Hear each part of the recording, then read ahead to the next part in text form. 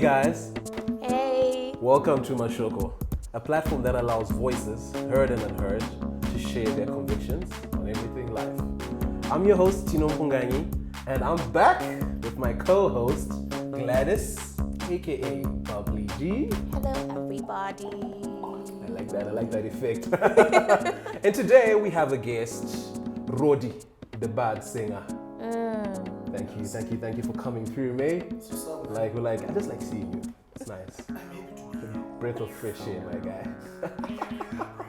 So last time's conversation was around self-talk, and today we've sort of cascaded into your self-worth and validation, stemming from how you already talk to yourself and what you make yourself believe, and also what the world around you makes you believe about yourself and how you then value yourself.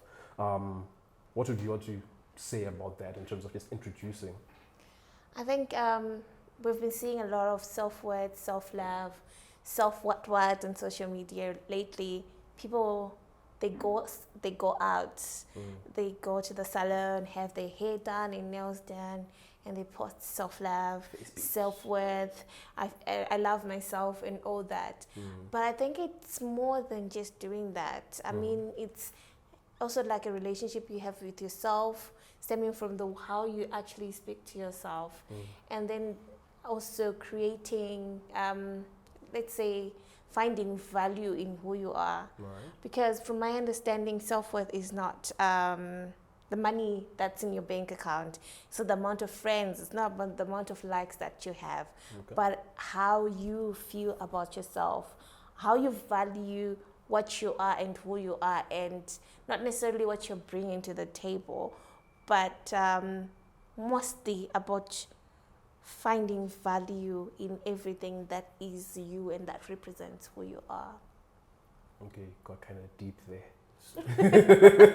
So I was like, going Davey. All right, cool. Wow, I'm just sort of just taking that in, So basically just talking about the issue of showing up for yourself. Yes, basically showing up for yourself and committing, not just like showing, but just committing and saying, okay, this is Gladys, this is me, this is what I represent, and I am coming for me, So I've got I've got an extract from the Virginia Satie, I don't know, that's the real spelling, but it's on self-worth, the source of personal energy. I like the fact that they say the source of personal energy, because that's where we derive our energy from. So it reads, good human relations and appropriate and loving behaviors stem from persons with strong feelings of self-worth. Simply stated, persons will love and value themselves, are able to love and value others and treat appropriately. Having a strong sense of self-worth is the way to become more fully human, to having health, happiness, gaining and maintaining satisfying relationships, and being appropriate, effective, and responsible. When one cares for one will not do anything to injure, degrade, humiliate, or otherwise destroy oneself for another, and will not hold others responsible for one's actions. Those who do not love themselves can easily become instruments of hate and destruction by unscrupulous people. They essentially give away their power, which often leads to emotional slavery. Perpetual placating exemplifies this. The stronger one's self-worth is, the easier it is to have and maintain the courage to change one's behavior. That's all I can say, So we had a conversation actually before the camera started rolling, and we talked about your validation and how it stems from your formative years, And actually, RODDIE, I remember us having a conversation about, I think it was an issue about high school and, the bullying and all that, and how that then affects a person, Yeah, that's actually deep. I'll allude to this. I hope the guy gets to see this. I don't know if I can say names. So in high school, there was a guy, his name is Tendai. I won't say the surname, but dudes that were in my class, I would remember him, Prince Edward. And that guy, he was different. Okay. He was weird. He wore these weird clothes. He wore a weird hat, and he had a very weird look about him. He had these huge ass lips. Our kid's gonna watch this? No. To watch the language? No. Okay, cool. Kids are not gonna watch this. So, thank you. So he had big lips and everything. He was funny to look at. And he spoke funny, you know, he said really strange things all the time. And, you know, he was easy, he was an easy target, you know, and in an environment like high school, when, you know, you don't really know who you are, and you're trying to figure yourself out, the most important thing is to fit in and to be accepted, right? And if there's one person who's like an easy target for everyone, you feel like if you attack that guy, then you're sort of part of this bigger thing, part of this clique. But then I had a thought, you know, just a couple of days ago when we had the conversation, you would see what happened to that guy. You know what I mean? He's not on social media. He completely dropped off the planet, you know. And the guy was not by any means dumb. He was smart. He was not. We were in A1, which is like first class. He was a smart guy. And when I look back at the things that he spoke about, it wasn't stupid by any means, but we completely broke him down for being like different and being unique. You know, I can safely say I was very creative. I came up with funny things all the time. I remember this one time we were in Latin class and I was like, Mrs. Jordan, what's the Latin word for fish? Fish? That's piscis. I was like, what's the Latin word for lips? For lips, labrum. It's like, piscis labrum, he's got fish lips. You know, I did that to that guy. And at the time, I probably didn't care like what he was doing to his self-esteem or whatever for being who he is. But it obviously got to a point where he no longer accepted himself because we didn't accept him. And I didn't do that because I thought it was stupid. I did that because I wanted to be cool. You know what I mean? And I imagine like, you know, how many kids have gone through school and go through stuff like that, which seems small, and they probably have something within them that they want to say or express to the world in the way they best know how. We don't know where they live. We don't know what Ajike Maxine, you know. We don't know what he's going through just to make it through the day, but we make fun of him for being different in his own way, and that just destroys people.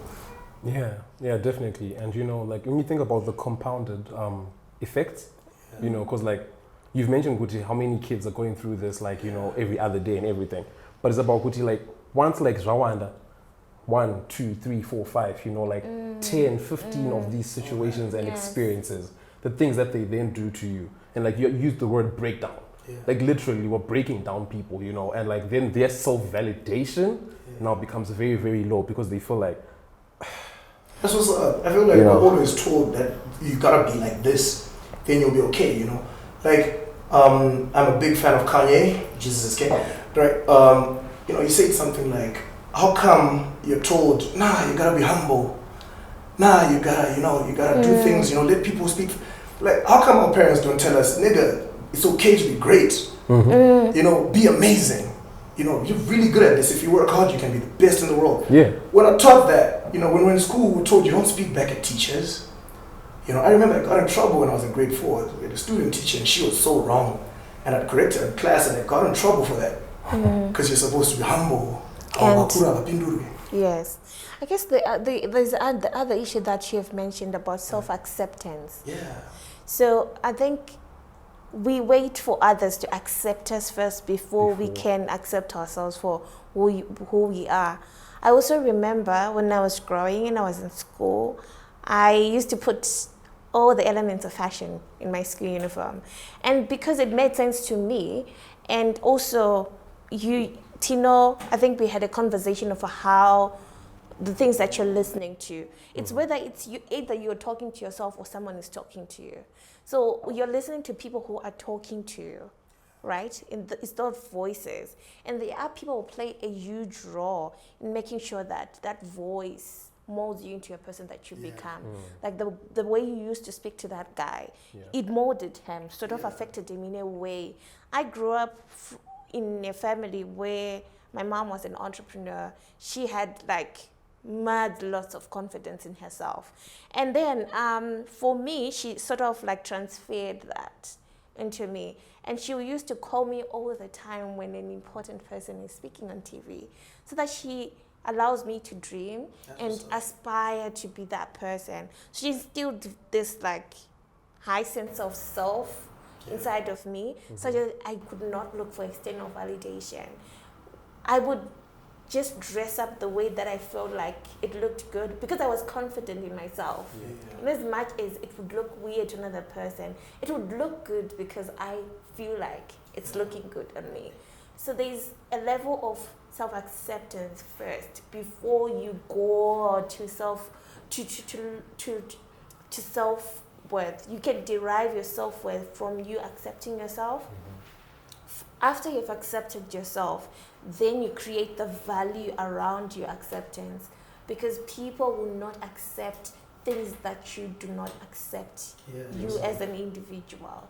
So they tend to gravitate to more confident people, even if no matter how controversial they are, even if they do not do common things, but because you feel like it's right and you've accepted yourself, you find value in it. They tend to say, oh wow, that's an amazing person, and they're so unique. They won't use the word weird anymore. Like how you can get other people to believe in you if you don't believe in yourself first. Yes. Definitely. I'm actually thinking about how, I can't remember, I think it's about 4 or 5 years ago.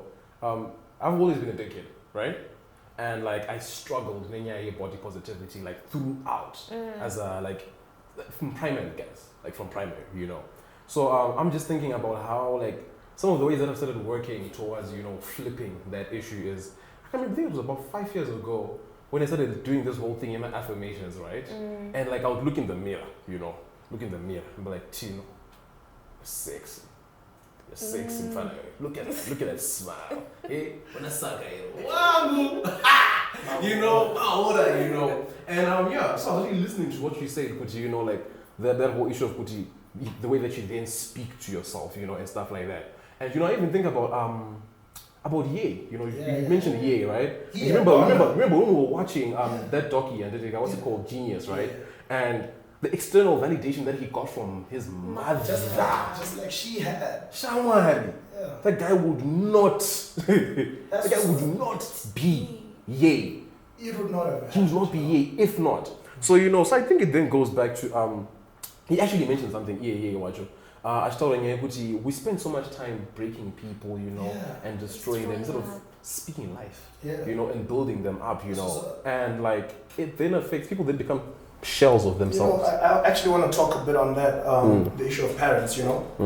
I'm going to go deep on this one. Ooh. So you spoke about how your mom, what's your mom's name? Pauline would, you know, build this self-worth in you, you know, the same way that Donda put the kind of self-worth in Kanye, you know. Yeah. And I'm going to go deep on this one. It's something that's personal for me. So my dad, very traditional guy, you know. Yes. Prim and proper guy.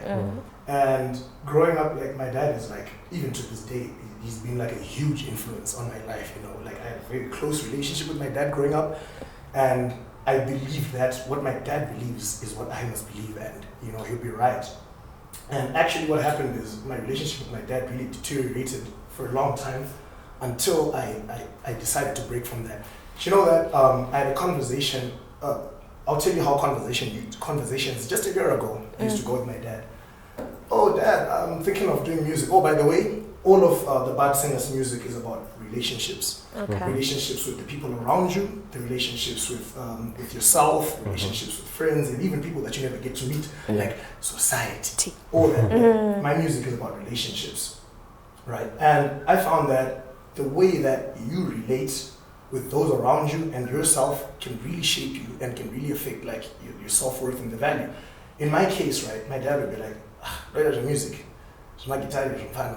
You know, do your business. You know, you're doing good there. You know, that's what you do. Check it out, Fudzi. You know, that sort of thing. And it broke me down because this is a man that I'm trying to impress. You know what I mean? Yes. I really look up to my dad. So when he comes out and he says, so fast forward about a year, just a few days ago, Tino was at home. My dad calls me, you know, and I tell him, oh Dad, I just made this song and it's dope. And he's like, you cannot say that your music is dope. Wait for us to tell you. You must be humble.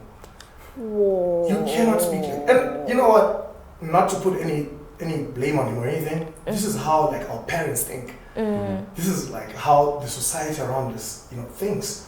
If you're not humble, pride comes before the fall. Dude, confidence, I say pride, right? And I feel like if you don't believe in yourself, How is the world gonna believe in you?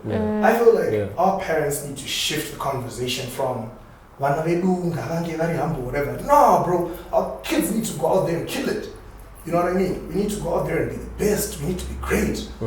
If I feel like I've been working on music, Tino knows this, for more than 15 years, man. And I mean actively, not saying it just for fun, like actively producing music, but I've never put anything out. Not one song.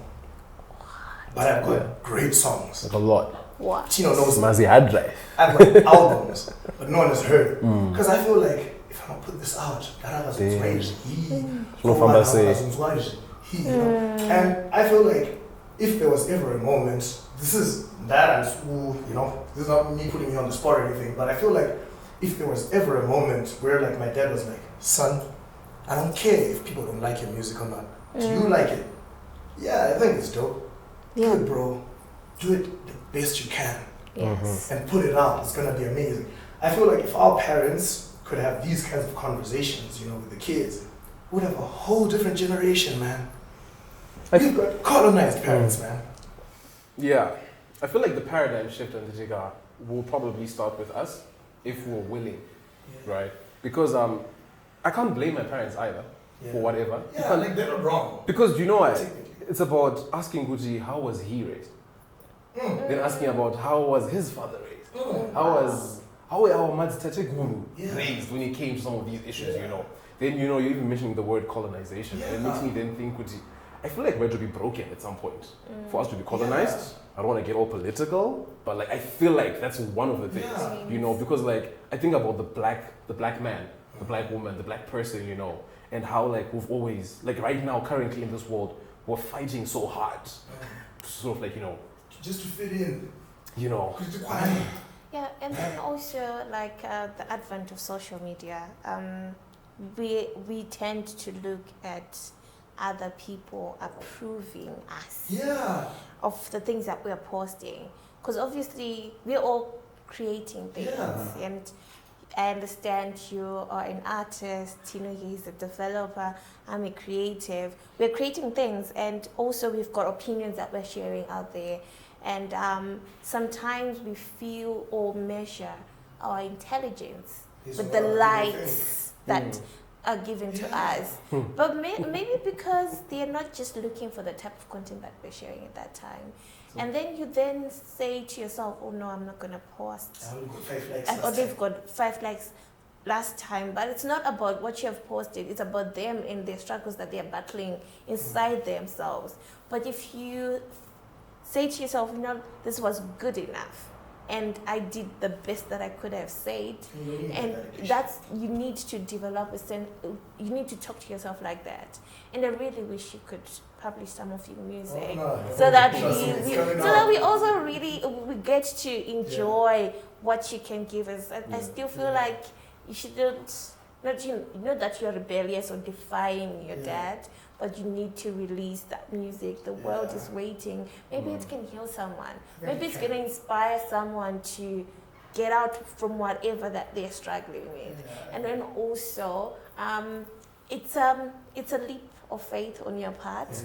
And then I still feel like faith and developing a sense of self-worth go in hand, because you're believing in yourself that like you have faith that you can achieve something.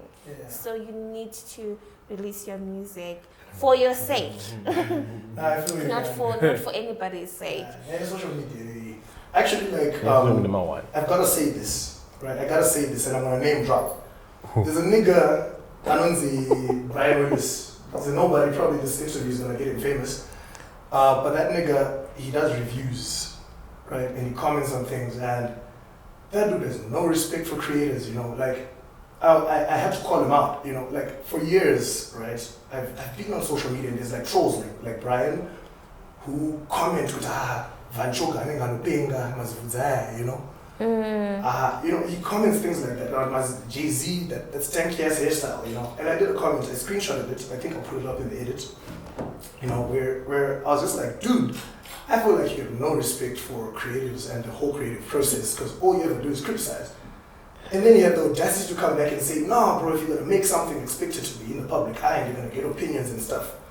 he had the audacity to say that. And I'm like, dude, you yourself have never made nothing meaningful.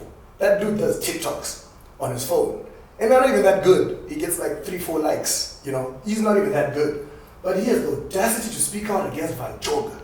Mashoko who invests thousands into one single project. Who puts content out at the best quality that he can. You know? I'm not personally a fan of Mashoko's, right? I'm not gonna go out and look for his music personally. But I have massive respect for him for actually like trying. Because you know Kanye said like, I'm gonna refer to Kanye a lot. He said like anybody who actually gets up and does things knows just how hard it is to do. You know? I feel like us sitting here doing this podcast, it takes a lot. Do you know what I mean? This is a lot of effort for you guys. And congratulations, by the way. Thank you. You've got Mr. Mandingu here. He's working hard. He actually bought equipment today for this to be the best quality possible. And you know, anybody who's putting out anything knows how hard it is. Even to get yourself mentally, even the motivation to wake up in the morning and the bravery to put your sleeve out to, like your heart out on your sleeve. You know what I mean? To the whole world, you know. It takes a lot. Only for some nigga who's a nobody to be like, a dark oil, flip, bro. Like, shut up and go make something. You know what I mean? Like, shut up and go make something. Otherwise, let the people who are doing things do. Say something positive, build them. Build people. We need more people to be adding to things to the world, but it's niggas like Brian who are there to take away from what people are creating. You've just You've just introduced the other side to the coin. Yeah. When you don't have self-worth. And when you don't love yourself, you are an instrument of destruction. Just destroying other people. So now you're talking about projection. Yes. You know, because that's actually another big thing about, you know, how people then speak to you. You know, people project. And I realized a lot of times in a lot of conversations with people around us, you know, when people are speaking to you and you know they're narrating something, you're like,